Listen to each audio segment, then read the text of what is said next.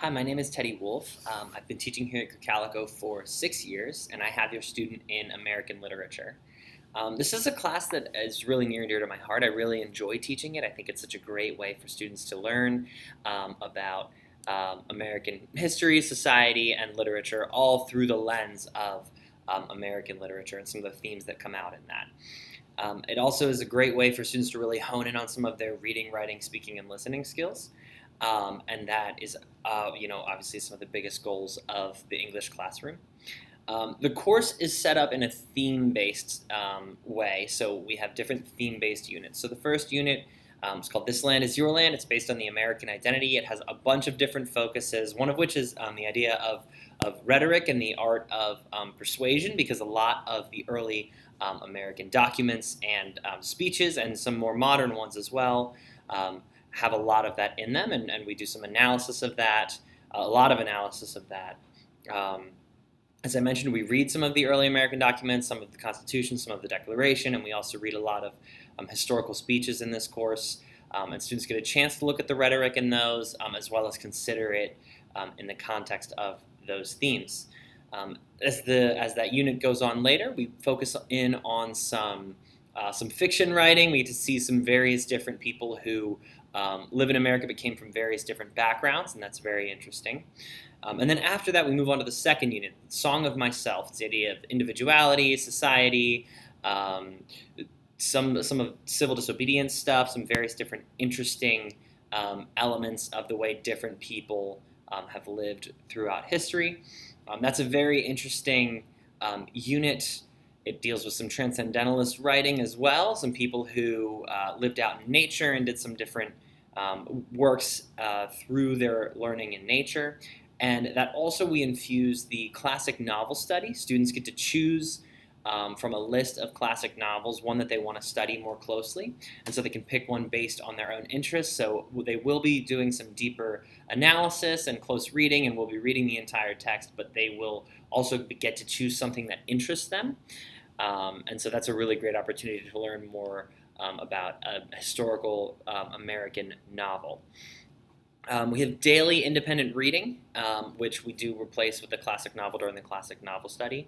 I try to infuse some creative writing, hopefully weekly if possible, and I infuse some practical skills. For example, we recently went over professionally emailing and messaging.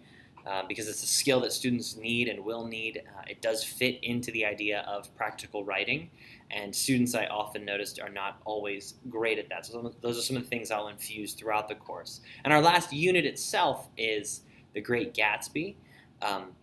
It's a great unit on the idea of the American dream and in the lens of the 1920s. And it's a great novel study that we're able to all do together, and has also some great movie components and some different things that go along very well with it. And students oftentimes enjoy it because it is a story that they find relatable. And so throughout the course, I grade using only raw points. So whatever is in PowerSchool, that's the number of points. So if something's worth 100 points and another thing is worth 50 points, the 100-point assignment is worth double of the 50-point assignment. I do no weighting, nothing like that. Everything is scored straight out. Other than should there be like any finals and such, there is a slightly different percentage. But generally speaking, the raw points is how it is scored, and it's the easiest way to do it. We have some pretty big assignments throughout the year. First of all, there's just going to be daily reading and writing expectations in class. There's going to be daily things that we do each day, not necessarily ever homework, but it does complement the way that we are working. Students will sometimes get homework. Sometimes it's just work they didn't finish in class. Other times it's something that's sort of scheduled for them. We do a larger rhetorical analysis, which students have already completed. That's, again, goes back to that first unit where students were doing a lot of analysis of historical speeches and speakers, etc.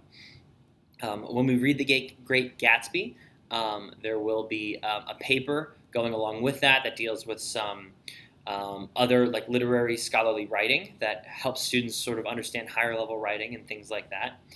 We have some unit tests that helps students show whether or not they were able to take the skills that they were given throughout the unit, apply those to new texts and things like that, show their understanding of the concepts we learned, the skills that we learned, etc. And then the classic novel work, which I mentioned earlier, not only will they have some work to do throughout, they will also have book checks throughout, an essay when it's done, and possibly some extension work that we will hopefully be able to add onto it to really level up the academic level of this class.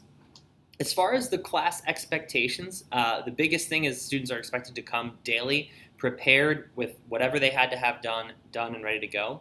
They need to focus when it's time to focus and sort of do what is asked of them as far as the coursework. They are 10th graders, so they're starting to get a little older, and it's expected that they can handle some of that on their own. I don't want to, have to hold their hand the whole way. I expect that they are starting to know how to behave and in class.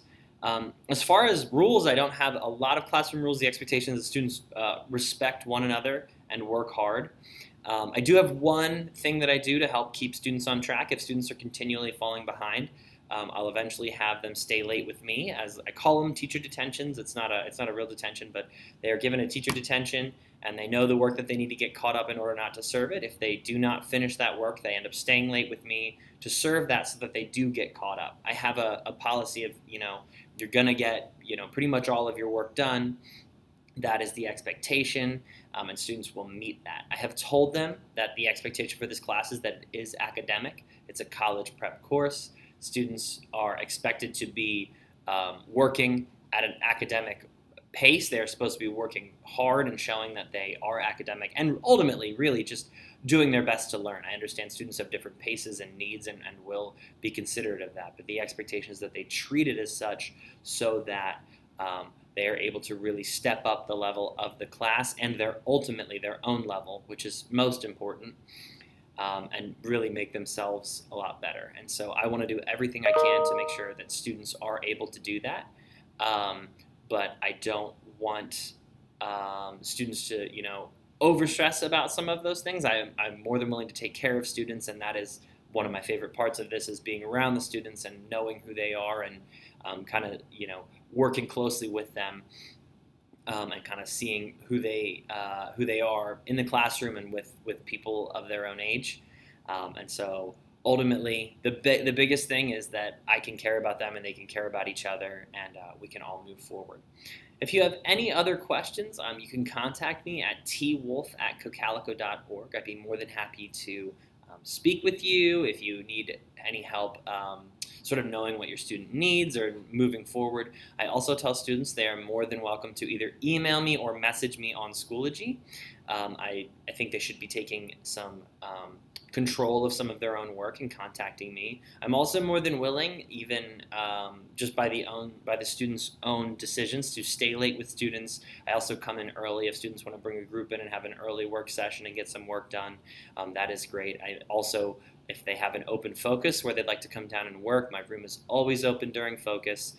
And I really just love having students around and being able to help them move forward, especially with how tough that can be sometimes right now. And so I want to be able to help students stay on track and do everything I can to make sure that they are succeeding in my room and at the school at large. So if you have any questions, feel free to contact me, and thank you so much.